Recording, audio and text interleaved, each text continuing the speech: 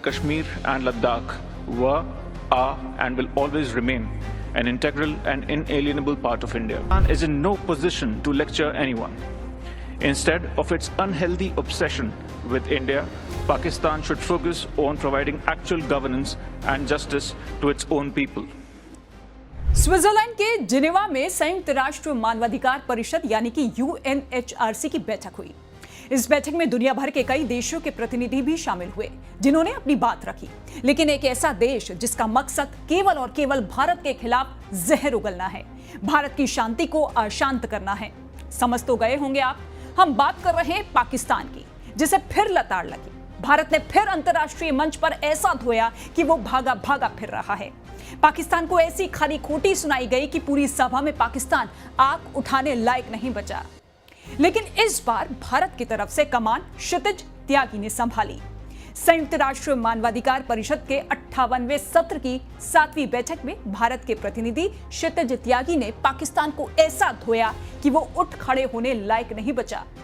दरअसल पाकिस्तान ने अपना रटा रटाया जम्मू कश्मीर से जुड़ा मुद्दा उठाया। जैसे ही वो बोलने उठा, क्षितिज त्यागी ने सख्त लहजे में कहा कि पाकिस्तान जो एक असफल राष्ट्र है, जो केवल अंतर्राष्ट्रीय सहायता पर निर्भर रहता है, वो केवल झूठ फैलाने में माहिर है। पाकिस्तान हमेशा कश्मीर और भारत के बारे में झूठ फैलाता आ रहा है।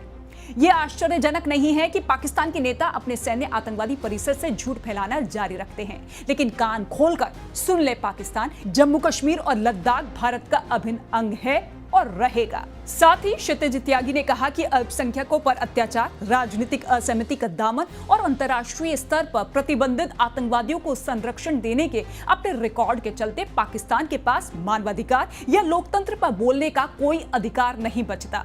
अल्पसंख्यकों का उत्पीड़न, लोकतांत्रिक मूल्यों का पतन उसकी नीतियों का हिस्सा है। और जो धड़ल्ले से संयुक्त राष्ट्र द्वारा प्रतिबंधित आतंकवादियों को पनाह देता है, ऐसे में वो किसी को भी उपदेश देने की स्थिति में नहीं है।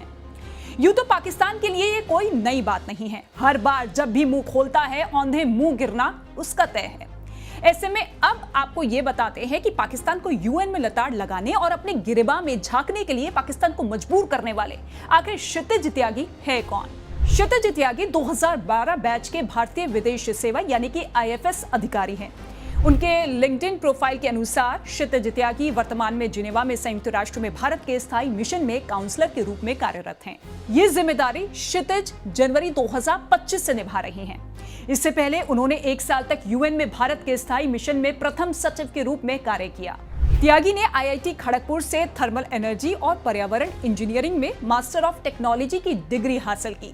पाकिस्तान की लगातार अंतर्राष्ट्रीय मंच पर बेइज्जती हो रही है, इसके बाद भी वो अपनी हरकतों से बाज नहीं आ रहा। क्षितिज त्यागी के बयान से पहले संयुक्त राष्ट्र में भारत के स्थायी प्रतिनिधि राजदूत पार्थानेनी हरीश ने 19 फरवरी को भी पाकिस्तान को लताड़ा था।